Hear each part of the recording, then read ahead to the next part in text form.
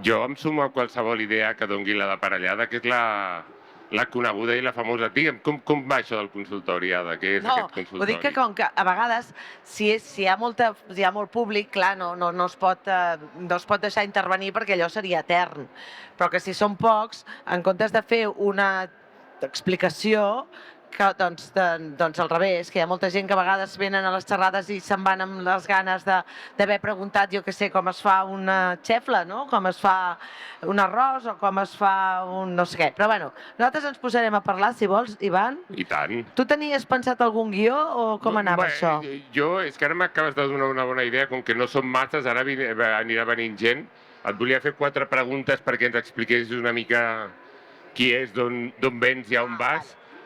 Home, tenia preguntes sobre el malbaratament alimentari, el Semproniana, la Font d'Europa, però jo et diria que fessis tu un petit resum i res, arrenquem. I és que ara m'he quedat atrapat amb aquesta idea de que la gent et pregunti, perquè estem molt acostumats a veure't a la tele, a les xarxes, jo et segueixo a la web del Nació i les receptes que fas i les coses que expliques, i, ostres, estic convençut que la gent et pugui preguntar coses, pot ser algo molt interessant. Però explica'ns una mica, va, tu neixes entre fogons i això de la cuina et ve de... Jo soc filla de la Font d'Europa de Granollers, no sé si heu anat alguna vegada o la coneixeu.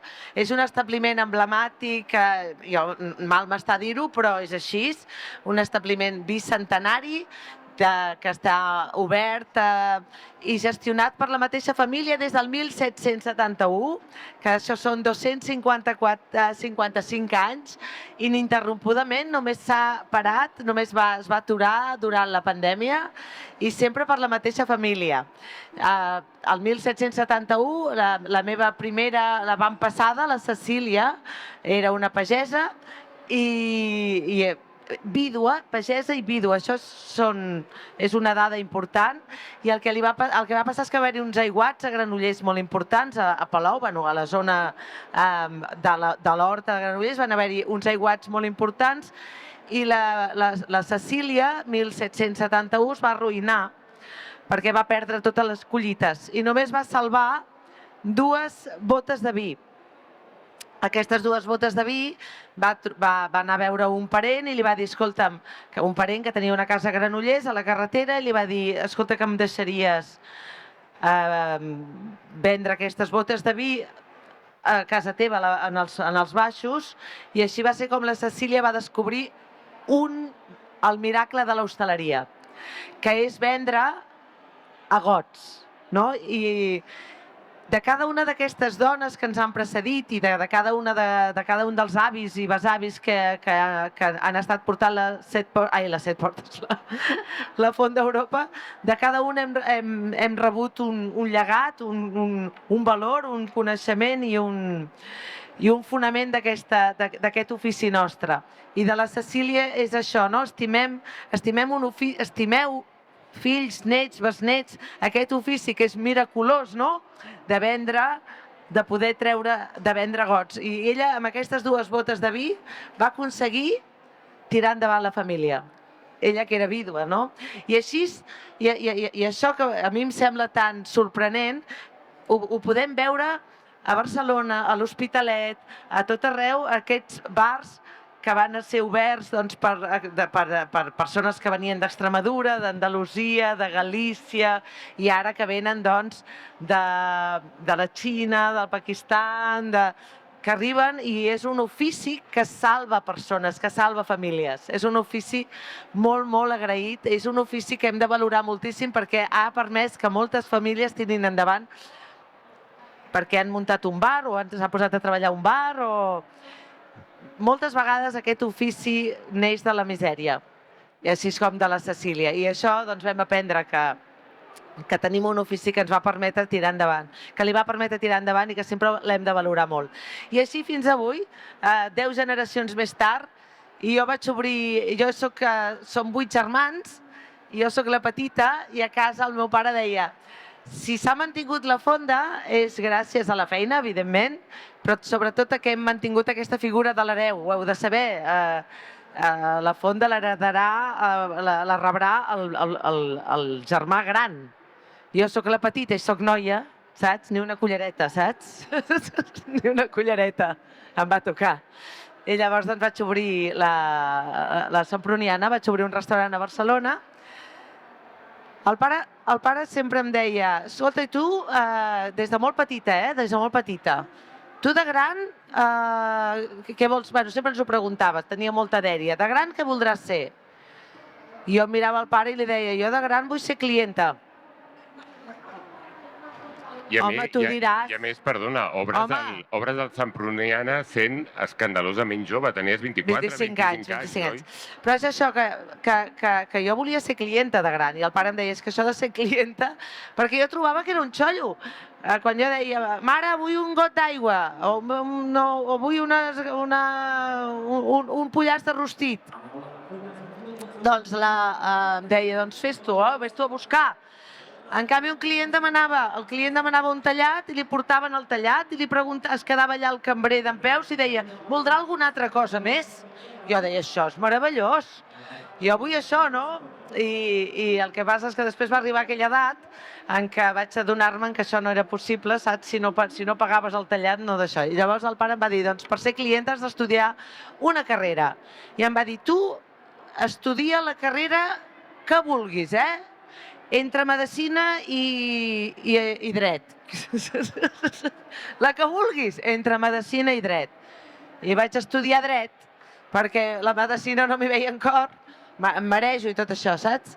I vaig estudiar dret, i anaven passant els anys, us haig de dir que va ser una carrera que em va entusiasmar, m'ho vaig passar bomba, anant de bar en bar. I quan estava... Quan estava a quart de dret vaig veure les orelles del llop. Vaig veure que allò s'anava acostant, vull dir, la feina s'anava acostant. Fins ara era un estudiant, que és un xollo, és com ser clienta. És la millor època del món. Home, tu diràs. És meravellós. Però s'anava acabant. I llavors, com que no podia eternitzar-ho, vaig veure que allò no era el meu i vaig anar de dret a la cuina. I vaig obrir el restaurant. Vaig obrir el Semproniana amb 25 anys i el meu pare, no, home, no. I la veritat és que a partir d'aquell moment vaig dedicar-me a servir clients, que em va semblar la millor, i fer la feina de casa, la feina de la Cecília i de tots els... D'això em fa... Espera, que jo sóc de lletres, deixa'm fer els càlculs, 33. Fa 33 anys. 33. I com era això de amb 25 anys i em fa 33, tal com estava... la qüestió sociopolítica i el masclisme, que una noia jove fos emprenedora amb 25 anys a principis dels 90, junt amb la depressió post-olímpica. Bueno, potser per una barreja de... És una barreja de que estàvem immersos en una manera de fer que no ens n'adonàvem de que ens tractaven d'una manera que no era que s'havia de tractar. Llavors, aquesta és una de les raons per les quals no me'n vaig adonar mai. I l'altra, que pobra de tu, saps? Pobra de tu. Vull dir, jo ja vaig començar allà de mestressa i llavors ja està, s'ha acabat. La que mano aquí, bueno, la que intento tirar endavant sóc jo. I és veritat que alguna vegada entrava algun proveïdor o alguna mica despistat, i escolta, és que vull parlar amb el jefe, etc. I a mi més aviat sempre m'han fet riure o pena, saps? Mai m'ha afectat això, mai. M'és igual, sempre penso, pobra gent, saps? Pobre noi, està molt desubicat. Però no, altres dificultats m'he trobat, més que aquesta no és una dificultat, tot i que hauria de dir que sí, perquè hauria de tenir una mena de resposta més bel·ligerant, de posicionar-me més per poder ajudar les noves generacions a allò que diuen empoderar-se i a fer el cop de puny sobre la taula, sense trencar el rellotge, si pot ser, saps? Sí. I perquè és veritat que al final hi ha un eufemisme per dir que et fas vell, que és dir ets un referent, saps? Ets un referent, és un eufemisme. La següent pregunta que li anava a fer jo a l'Ada era quan comences a adonar-te'n que ets un referent? La canviarem. Que és un eufemisme per dir t'has fet vell, ves passant. No, però és veritat que els anys et fan que puguis tenir un micròfon a la mà i per tant el micròfon és una arma molt poderosa i és una arma que hauríem de fer servir per animar tot el jovent a seguir en aquest ofici, animar-los i a totes les dones a dir, escolta, aquí estic jo i prou, i s'ha acabat. A veure, algun sinònim. Quan comences a adonar-te'n que ets un... Vella? Escolteu, per cert, una anècdota. Nosaltres som la GT, som els que organitzem esdeveniments gastronòmics amb producte de proximitat. A nosaltres, quan portàvem 7 o 8 anys i la cosa començava a pintar bé, les nostres famílies ens van dir: home, ara ja us heu divertit prou, ara podreu trobar un treball seriós. Ara ja podreu anar a treballar a un banc o podreu anar a treballar... Perquè això de la cuina no s'acabava de veure com un... És veritat, és veritat. Bueno, però jo ja com que ja vinc d'una... Això és com els firaires, els actors, els pallassos, els cantants, els artistes en general. Clar, com que tens la sort d'haver nascut en una nissaga o en una família en la qual ja s'hi dedicaven, ja la tara es trobava normal. La tara ja no era tara, era normal, saps? Estava normalitzada. El que passa que és veritat que tots els pares coneixen les parts fosques de l'ofici i intenten protegir els seus plançons, sobretot si és la petita, no? I al meu pare doncs, no li va fer gaire gràcia que m'hi dediqués, però perquè va saber com greu, ell preferia que em dediqués a l'advocacia i tal. Però un cop vaig obrir el restaurant i m'hi vaig posar, doncs li caia la bava i estava molt orgullós de mi.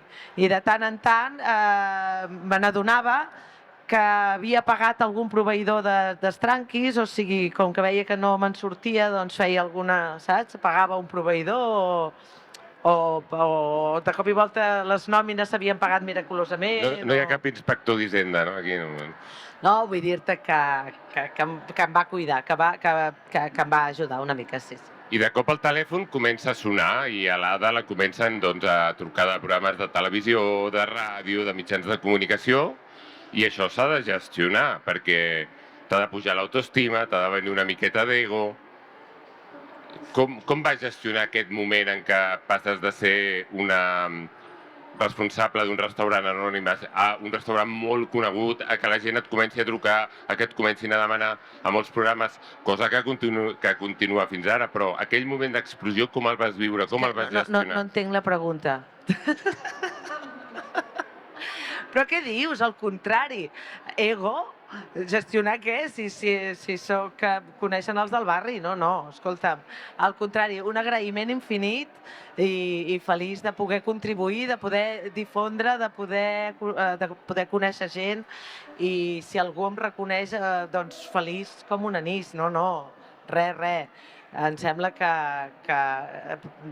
no, per això dic que no entenc la pregunta, perquè exactament no m'he sentit mai, al contrari, m'he sentit sempre una privilegiada i m'he sentit sempre he sentit un agraïment infinit i ara és veritat que hi ha un nou canal que desconeixíem, que és l'Instagram o les xarxes socials, que t'acosten moltíssim a la gent. Tu saps quina il·lusió quan em diuen que fan les receptes, i quina preocupació quan em diuen que no els hi surten els panellets amb la meva recepta, perquè això només t'esperona a millorar i a intentar buscar la recepta, i és preciós, és una connexió, és com una mena de fil que et va costant a la gent, i una manera de fer que la cuina, de contagiar cuina. O sigui, la cosa és contagiar cuina. Jo m'he quedat amb el tema del consultori, anava a mirar l'hora, encara ens queden 7 o 8 minutets, i ara passarem al micro. De totes maneres, a tu se't reconeix o tothom comenta que has sigut una figura clau contra el malbaratament alimentari, la pedagogia relacionada amb la cuina, amb tractar bé el producte. Explica'ns una mica d'on ve tot això. Què és això del malbaratament alimentari, pels que no en sabem? Clar, 250 anys de família a la restauració, que ara diem la restauració, de fondistes, i de cop i volta vaig anar un dia a una xerrada i m'expliquen, que vaig caure de pura casualitat, i m'expliquen em diuen dues dades esfereïdores, que és que un de cada 3 aliments que es produeix a nivell mundial es llença injustificadament i que amb la meitat del que es llença podríem combatre la fam crònica mundial.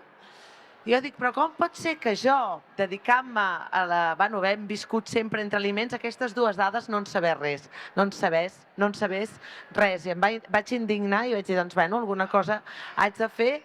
Primer explicar-ho tant com pugui i després, doncs, revisar la meva cuina, aviam què passa. I me'n vaig adonar que estàvem llançant moltíssim menjar, perquè estàvem situats en el prestigi del llançar. O sigui, llançar quedava bé, saps? I vaig començar a fer inventari de les escombraries. Inventari. Veiem que obria les escombraries i veia com, quan estàvem transformant els aliments, llançàvem. Quan nosaltres, la restauració, la cuina, en general, sempre, la cuina de la restauració professional, perdoneu, la cuina professional es caracteritza per aprofitar i treure sabor, no només sabor, sinó treure l'essència del sabor de les parts no comestibles. O sigui, nosaltres els caldos més bons els fem amb els ossos, els fem amb els caps, amb les espines, amb les pells, amb els tendrums. D'aquí en traiem el gran sabor, el caràcter de la nostra cuina. I resulta que, de cop i volta, no sé per quines raons, perquè estàvem en un moment molt estètic, on en el plat havien de sortir autèntiques obres pictòriques, on la cindri havia de ser rectangular, la patata rodona, i tot havia de tenir uns volums molt definits, i havíem arribat al deliri i la bogeria de que només servíem, nosaltres només cuinàvem la gema de l'espàrrec i tiràvem tot el manat, perquè el nostre client era tan digne que només es podia menjar la part més tendra de l'espàrrec i l'altre no era digne dels nostres clients. I amb una frase lapidària, horrorosa, una frase que hem retirat del nostre decàleg de cuina, que és: total, això llença-ho perquè el client ja ho ha pagat. Això és indigne, això ens embruteix, això és fastigós. Què vol dir que, com que el client ja ho ha pagat, ja està, ja no cal aprofitar-ho?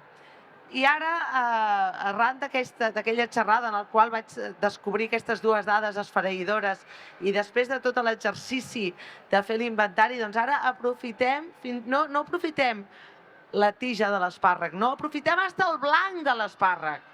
Però com? Doncs fent uns caldos que enrossim, fent unes pols que són assaonadors. Nosaltres assaonem amb sal, però també assaonem amb verdures deshidratades, que després fem pols i aconseguim que siguin condiments, no?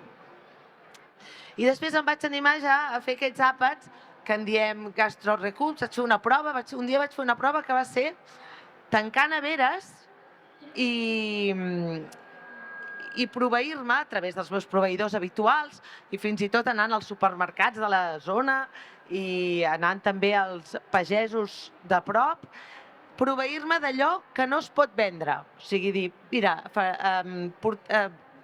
m'enduc de casa teva el que tu ja no pots vendre, doncs per moltes circumstàncies, per moltes raons, que no estigués caducat, això sí, però que no poguessin vendre, i fer un sopar amb aquest producte que en diem producte rescatat, saps?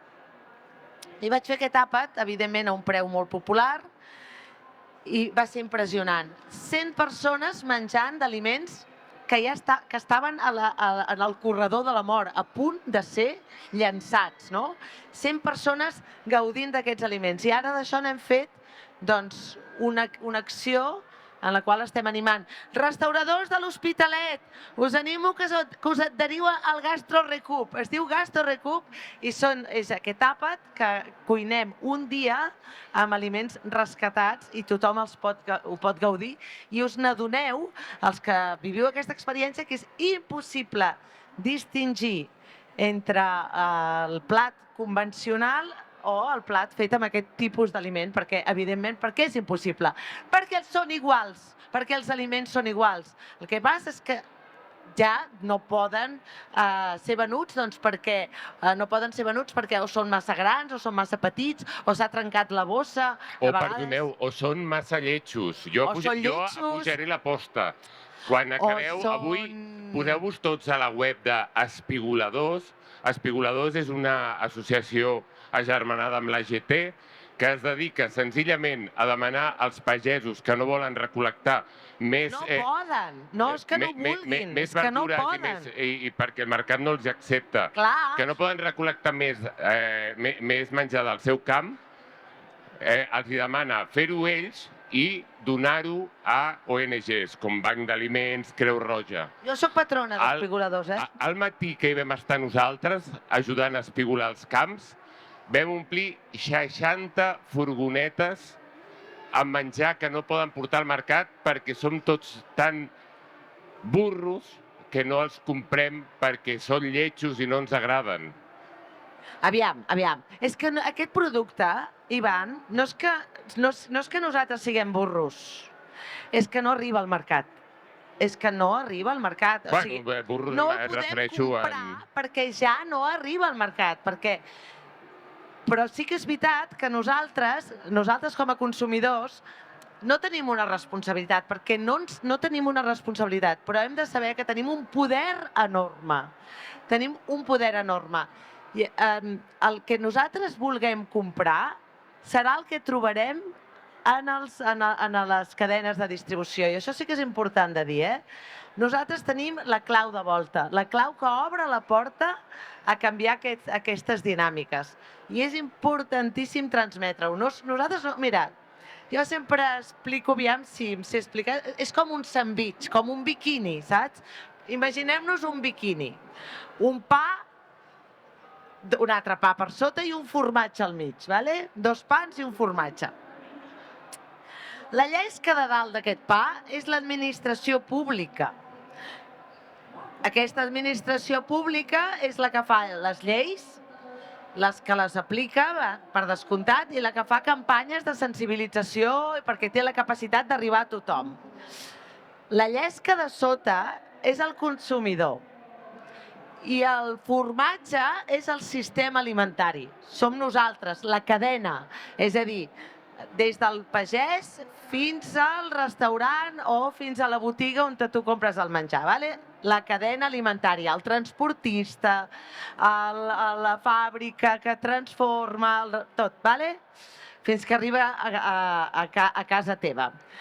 Si l'administració i el consumidor no pressionen, el formatge es queda impertèrrit. Ara, si pressionen, el formatge es fon i es transforma, és a dir, es fon. I nosaltres necessitem notar aquesta pressió de l'administració i del consumidor per canviar. Si no, no canviarem cap hàbit, ni cap manera de fer. Perquè, escolta, ja tenim prou feina com per, a més, haver de canviar les nostres maneres de fer. Per tant, si no hi ha pressió, no hi ha canvi. Pressioneu, amics, pressioneu, que teniu la clau de volta. Com ho podem fer, això, Ada?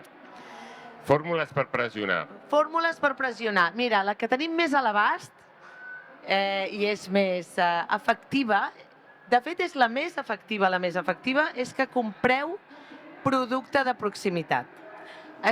Encara que no ens en cansarem mai d'explicar-ho, de dir-ho i d'animar la gent. És fonamental. Hem de preguntar d'on és allò que comprem. La segona, per poder comprar producte de proximitat, has de mantenir la cuina.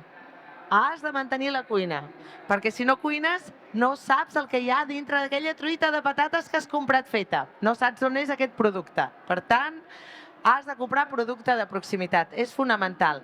Us explicaré, mira, fa un parell de setmanes va morir Carlo Petrini. Carlo Petrini va ser l'impulsor d'un moviment que s'ha fet mundial, que es diu Slow Food. Allà teniu el Marc Pérez, que és del moviment Slow Food i porta la jaqueta Slow Food. Per què va sortir aquest moviment de Slow Food? Què va passar? El Carlo Petrini, que és italià, era italià, li agradava molt un plat de pebrots típic, com si fos la xefla de l'Hospitalet, doncs un plat de pebrots típic d'una zona concreta que ara no sé dir-te. No sé si el Piemont, on sigui. El Piemont, el Va, Piemont. diguem el Piemont. Vinga, va. El Carlo Petrini va anar un dia al restaurant on anava a menjar aquest plat de pebrots i el va trobar diferent. El va trobar diferent. Tenia un gust estrany, no li agradava tant. I va preguntar a la mestressa del restaurant: escolta'm, aquests pebrots no són els de sempre. Què ha passat aquí? I la mestressa del restaurant diu: és que ara els pebrots ja no són d'aquí. Ja no en fem nosaltres de pebrots, perquè eren recargolats, costaven de pelar, no encaixaven bé. A vegades n'hi havia, a vegades no n'hi havien, a vegades eren cars, a vegades venien macats, no sempre eren regulars, no sabíem què, saps? A vegades et costaven més diners, no sé què. I ara ja no fem aquests pebrots. I el Carlo va preguntar: i d'on són els pebrots? Diu: són d'Holanda, ens els porten d'Holanda. Perfectes, encaixats, són fàcils de pelar, res d'aquella cosa, saps? Sempre costen igual, en tenim tot l'any, són meravellosos. I el Carlo va preguntar: i amb els pebrots que abans cultivàveu, en aquells camps, què hi feu ara? Diu: escolta, perquè vam arrencar tots els pebrots perquè ja no en fem. Vale. I ara què feu en aquests camps? Diu: en aquests camps ara hi fem bulbs de tulipes, perquè quan arriba el camió amb els pebrots i descarrega, nosaltres carreguem bulbs de tulipes que les envien a Holanda. És això! Això és el nostre sistema alimentari. Aquesta demència mental és el sistema alimentari. L'hem fotut, està podrit. A les Terres de l'Ebre llencen les taronges i portem taronges de Sud-àfrica, tios, de Sud-àfrica. En el Prat llencen els espàrrecs i els portem del Perú. Estem bojos. Per tant, acció. Comprem de proximitat, preguntem, emprenyem el venedor, emprenyem a les botigues, a les cadenes. És que no ho vull comprar perquè no és d'aquí. És que d'on és això? D'on és? Aquesta pregunta anirà fent gota malaia. I al final potser canviem una mica les dinàmiques. I aquesta és una mica el nostre poder. Dir-vos que quan tu compres a vegades dius: escolta'm, és que els espàrrecs de Gavà, tia, són caríssims. I els del Perú estan tirats. Que és una paradoxa, perquè tu dius: com pot ser que els del Perú estiguin tirats de preus si venen de l'altra punta del món? És veritat, és una puta paradoxa. És una merda total. I això desanima molt. Clar que desanima, però tu agafa aquest manat d'espàrrecs i pensa: quina diferència hi ha entre aquest manat d'espàrrecs i el del Perú? €1, que és una barbaritat, d'acord? €0,5, que també és una barbaritat. A tu què et suposa? Què et suposa aquest euro i aquest €0,5? Si tu el pots assumir, assumeix-lo. Per què? Amb aquest €0,5 o aquest euro de diferència, el que estàs fent és contribuir impactant positivament en el teu entorn. Com? Econòmicament, és evident. Aquests dinerets s'aniran aquí i no aniran al Perú. I et retornaran en forma de compra de serveis.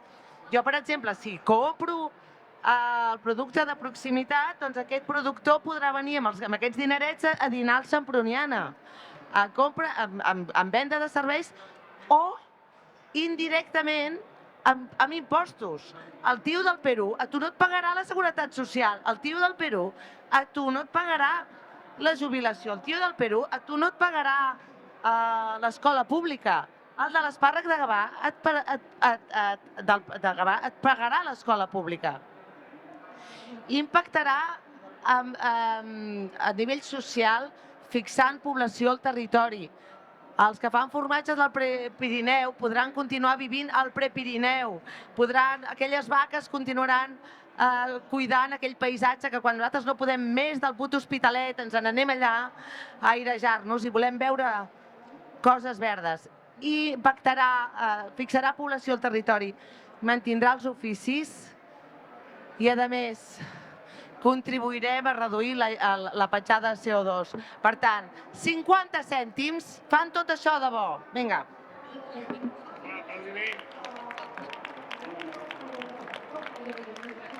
M'he quedat afònica, perquè es veu que tinc un micròfon, però continuo cridant.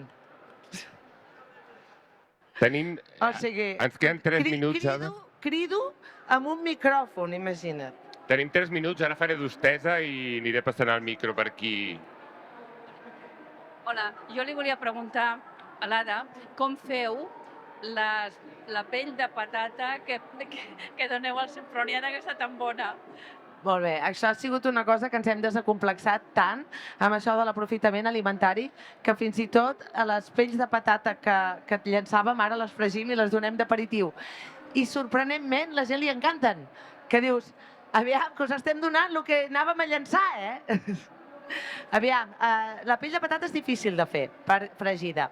Si la fregeixes i la menges immediatament, perfecte, però nosaltres la donem freda. Això vol dir que és una chip i ha estat perquè la pell de patata és com un impermeable. És l'impermeable que es posa a la patata per evitar deshidratar-se, o sigui que l'aigua que té dins se li escapi, o sigui, saps? És un impermeable que no permet entrar gaire aigua ni que en surti. Llavors el que fa és que quan nosaltres no només fregim pell de patata, fregim pell de patata adherida a una mica de carn. Llavors quan fregim aquesta pell de patata queda cruixent, però l'aigua que queda entre la pell i la part externa de la patata, de la carn de patata, fa que tregui vapor i es torna a estovar. I això fot una ràbia impressionant. Per tant, primer el que fas és, a foc lent, la potxes, i després puges al foc perquè es fregeixi. De totes maneres, dir-te que la pell de la patata que nosaltres fregim és d'una patata, o sigui, ara podem menjar pell de patata i abans no, Fa unes dècades no es podia menjar perquè era una pell molt rugosa, molt dura. Però ara les patates tenen la pell molt més prima i dir-vos que el producte que mengem actualment res té a veure amb el producte que es feia segles enrere i dècades enrere. El producte que mengem ara és un producte totalment adaptat al gust actual. Però això no té cap interès, però és igual. O sigui que ara podem menjar pell de patata perquè és un altre tipus de patata. Hem arribat al final, nois. Un fort aplaudiment per allà.